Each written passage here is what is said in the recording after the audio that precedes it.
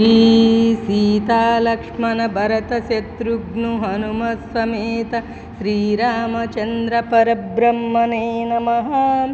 సుందరకాండ పారాయణము. శ్రీకరమగు శ్రీరామాయణము. సీతారాముల పావన చరితము. జాంబవంతుడా హనుమనుగాంచెను, జయమును గలుగునని దీవెనలిచ్చెను. కుంభించి లంఘించెను హనుమ, అంబోధిని తరించసాగెను. మైనాకుండు సురసా సింహిక మారుతి గమనము నిరోధించిన, మారుతి గమనము ఆగకుండెను. సరగున ముందుకు సాగిపోయెను, లంకినినే ప్రహరించెను. హనుమ లంకను మోపెను వామపాదము, ఎంతో దీక్షగా వెదకెను గాని ఎందున సీతను కానడాయెను.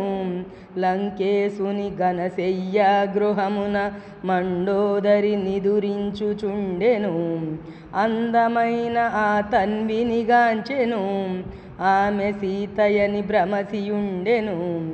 ఆనందముతో గంతులేసెను, అంతట వేరొక తలపు కలిగెను. చింతావంత లేని మోమున ఎంతో నిశ్చల నిదుర నుండెను. శ్రీరాముని ఎడబాసిన సీత ఈ రీతిని తానుండనోపదు అని తన మనసున నిశ్చయించెను. అశోకవనముకు సాగిపోయెను. అశోకవనమున చెట్టు క్రిందన అవని జాత కనిపించియుండెను. అంతట హనుమ సంతోషమున ఆమె తోడ మాటాడబోయెను. ఆ సమయానికి అశోకవనికి అసురనాథుడు వెడలినందున, చెంతనున్న ఒక గుబురు కొమ్మలో ఆంజనేయుడు ఒదిగిపోయెను. అసురనాథుడు సీతను గాంచుచు అనునయవాక్కుల పలుకసాగెను. ఎన్నో రీతుల ప్రలోభ పెట్టెను, ఎంతగానో భయపెట్టి చూచెను. అయినా గాని అదరక బెదరక అవని పుత్రి పెడమొగము పెట్టెను. అంతట రావణుడాగ్రహించెను, అప్పుడీ రీతిని పలుకసాగెను. నీపై కలిగే వలపు చేతను నిన్ను నేను వధించనైతిని. సంవత్సరము గడువు నిశ్చితి, సహనముతోన నిరీక్షించితి. 10 మాసములు గడచిపోయెను, పదిలముగా నిన్ను చూచుకుంటిని. 2 నెలలు గడువవలయును, అంతట గడువు తీరిపోవును. ఆపై నీకు ఆయువు చెల్లును, ఆరగింపవధింపమందును అని సీతమ్మను హెచ్చరించెను. దానవేంద్రుడా తావు వీడెను, అచ్చట నుండే కావలి వారలు అందరూ సీతను చుట్టుముట్టిరి. కాళ్ళు చేతులు విరిచెదమనిరి, కంఠము నొక్కి చంపెదమనిరి.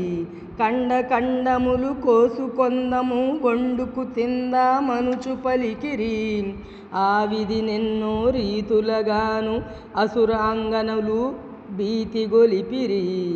ఎన్ని రీతులా బెదిరించినను నన్నే మాత్రము మార్చజాలరు అని సీతమ్మ శోకించెను.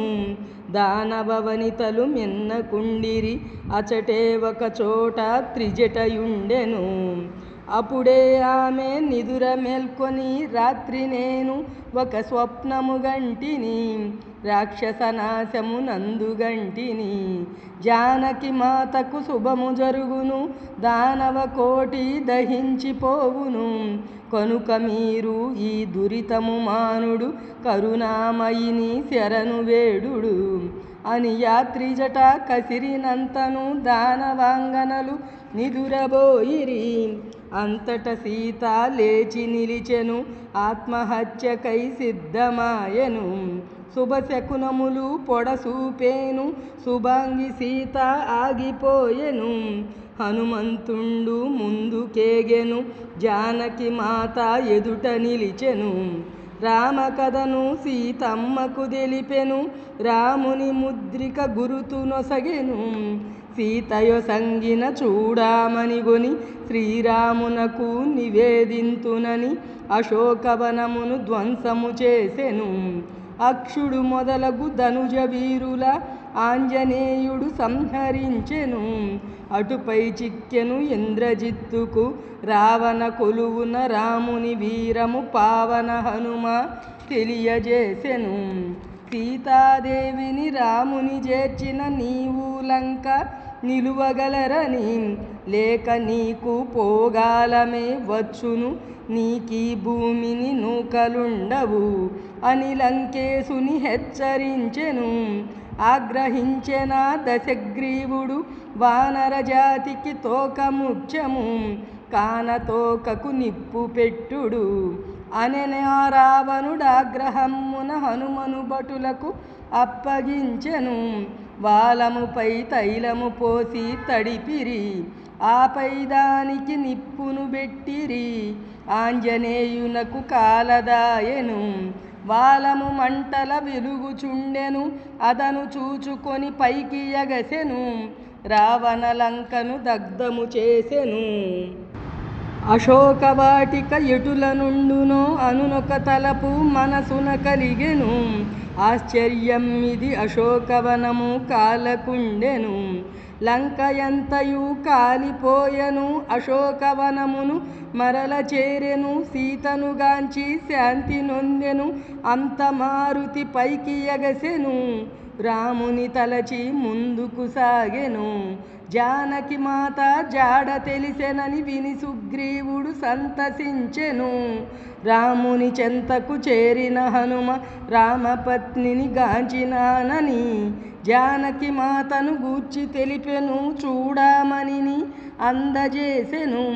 అంతట రాముడు ఆనందముతో ఆంజనేయుని రీతిన పొగడెను. గనుడగువాడా మారుతాత్మజ, మనసుకు ప్రీతిని గొలిపినావయా. నా ప్రియ పత్ని జాడల నెరిగించితివి, నీకే కానుకలివ్వగలనయ్యా అని హనుమంతుని కౌగిట చేర్చెను. ఘన సన్మానము హనుమ పొందెను. శ్రీరామచంద్ర పరబ్రహ్మణే నమః.